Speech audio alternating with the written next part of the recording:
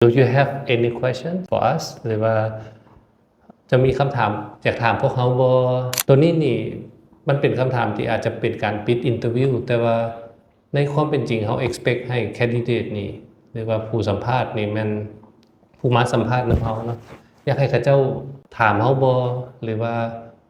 ให้เขาเจ้าฮู้ว่ามันเบิดแล้วเด้อสินะ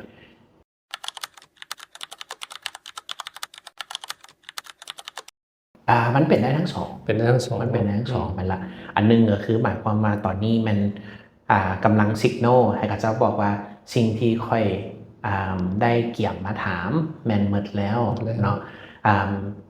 และอีกอันนึงก็คือหมายความว่าอันใดที่มันโบชัดเจนโบเคลียร์สำหรับเจ้าสามารถถามค่อยได้คือ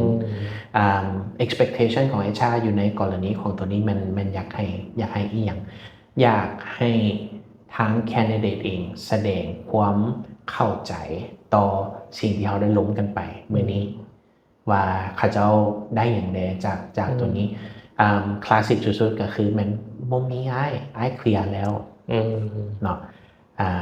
บ่เป็นอย่างเขายังคิดอย่างบ่ออกเทื่อก็มีถ้าคิดออกแล้วเขาสิโทรหาโอเคแล้วก็บ่โทรหาเนาะแล้วก็บ่มีไผกล้าโทรหาแต่ด้วยความเป็นจริงแล้วก็คือหมายความว่าหลายๆคนต้องเข้าใจว่าคำว่า interview มันบ่แม่น one way มันต้องเป็นสองมันต้องเป็นกลับไปกลับมานี่คือสิ่งที่หลายๆคนบ่เข้าใจหรือว่าบ่ได้คำนึงถึงเนาะเฮาเองในฐานะของ candidate เฮาก็สิมีสิทธิ์ในถามเขาเจ้าคือกันว่าเป็นหยังเฮาควรที่จะไปเฮ็ดเวียกอยู่นี่ก็คือกันมันก็จะเป็นอีกคำถาม follow ของ HR คือ why do you want to work with us และเขาก็ควรที่จะถามคือกันในฐานะ candidate why do I want to work with them อันนี้ต้องเคลียร์ตอนสุดท้ายอยู่ใน interview why should I work with you why do I want to work with you why should I work with you อันนี้ในฐานะของ candidate เองต้องสามารถตอบอันนี้ได้ในท้าย interview ถ้าสมมติตอบอันนี้บ่ได้แสดงว่าเวลาที่เจ้าล้มกันไปเมื่อกี้นี่มันต้องมีอันไหนบ่เคลียร์แล้วใช้เวลาตัวนี้ในการถาม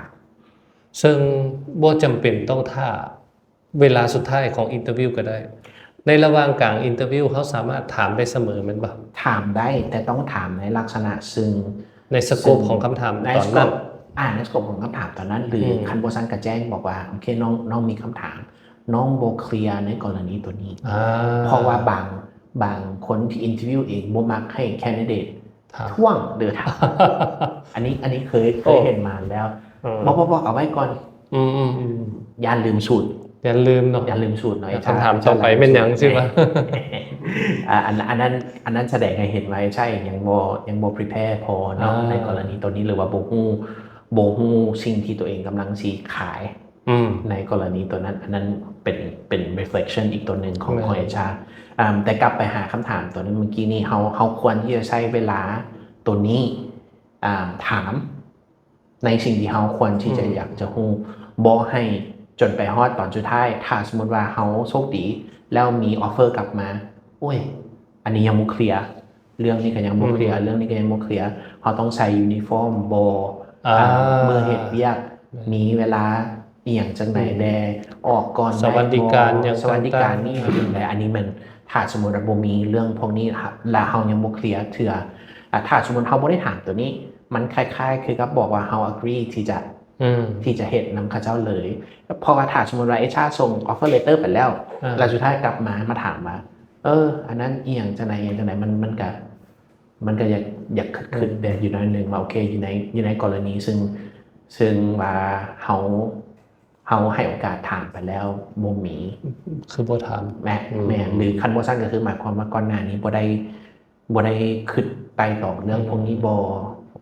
แสดงว่าเฮาก็ในนาม HR หรือผู้สัมภาษณ์เองเฮาก็มีความคาดหวังว่าเขาเจ้าสิเกี่ยมมาแม่ต้องนำกันทั้ง2ฝ่ายพอคนที่อยากได้เวียกแท้ๆต้องเกี่ยมอยู่แล้วเฮาเองก็คือคำถามตั้งแต่ต้น Tell me about yourself เจ้าเกี่ยมมาอีหยังจังได๋เจ้าเล่ามาบ่หรือว่าเจ้า comfortable ที่จะเว้า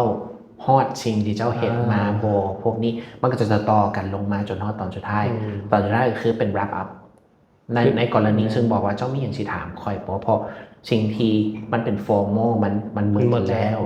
เจ้าอยากถามอย่างเกี่ยวกับเรื่องรายละเอียด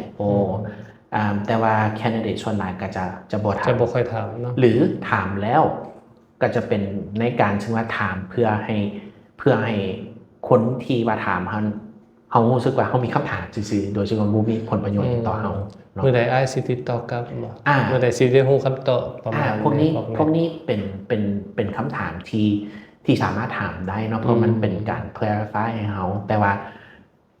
ใน session interview session หนึ่งมันบ่มีทางที่จะ cover ทุกสิ่งทุกอย่างได้ครบถ้วนสำหรับ candidate อยู่แล้วเนาะเขาเองเขาก็ยังบ่ฮู้ว่าเขาเจ้าได้อีหยังแดถ้าสมมติว่าเขาสิถามไปเลยว่าน้องสิได้เรียกบ่ เขาสิตอบจังได๋ในกรณีตัวนี้น้องสิได้เรียกบ่ เนาะน่าสนใจ เพราะว่าเขาบ่ถามเลยมีคำถามว่ามีน้องสิได้เรียกบ่ อืม อ๋อ ก็ แล้ว ต้อง เอาสิติดต่อกลับไป เอาสิ เนาะ ติดก่อนเนาะ classic answer เลย แม่น เนาะ มันก็คล้ายๆคือกับเป็นสูตร เป็นสูตรคือกันนี่ แม่น นะ เป็นสูตรกับกันเลย ก็คือบ่ yes บ่ no แต่ว่าเฮาสิตอบทีหลังเด้อ แม่นเพราะว่าอันนี้เขาเจ้าเองก็ต้องด้วยความเป็นจริงแล้วคือมันอาจจะบอกว่าเขายังมีคนอื่นที่จะต้องอินเทอร์วิวอีกอยู่ขอเบิ่งอีกก่อนเนาะแล้วถ้าเป็นแบบนี้แทนที่จะถามว่าน้องสิได้เรียกบ่คำถามที่ทางชาคิดว่าถามแล้วมีประโยชน์ที่สุดก็คือขอฟีดแบ็กได้บ่จากอินเทอร์วิวแล้วมันน้องเองต้องปรับปรุงส่วนใดๆเพื่อที่จะให้ได้เรียกหรือว่าเป็นผลประโยชน์ต่อน้องต่อไป มีความคิดอยากพัฒนาตัวเอง ซึ่งอันนี้มันจะแสดงให้เห็นทันทีว่าเขาพร้อมที่จะพัฒนาพร้อมที่จะเข้าใจในสิ่งที่เกิดขึ้นและก็เข้าใจว่าถ้าสมมติว่าทางไอชาตอบมาโอเคอันนี้ที่เขาสามารถเอาไปใช้ได้ ซึ่งในตัวก็เป็นการส่งสัญญาณบอกว่าข่อยพร้อมที่จะเรียนรู้กับองค์กร แม่นละแล้วค่อยสามารถฟัง instruction และหา feedback ได้นี่คือเป็นคำถามหนึ่งเป็น example เท่านั้นที่น่าจะถาม แม่นเนาะก็เป็นสิ่งที่เป็นประโยชน์หลายเนาะ แต่ถ้าสมมติเอชาตอบบ่ได้ก็แสดงว่าเอชาบ่ได้ฟัง อันนี้เป็นอีกประเด็นหนึ่งก็คือ ความเป็น professional ของเอชาในการสร้างคำถามการตอบคำถามนี่ก็เป็นประเด็นที่เขาอยากให้เอชาของบ้านเขาเนาะได้เรียนรู้ได้พัฒนาตัวเองคือกัน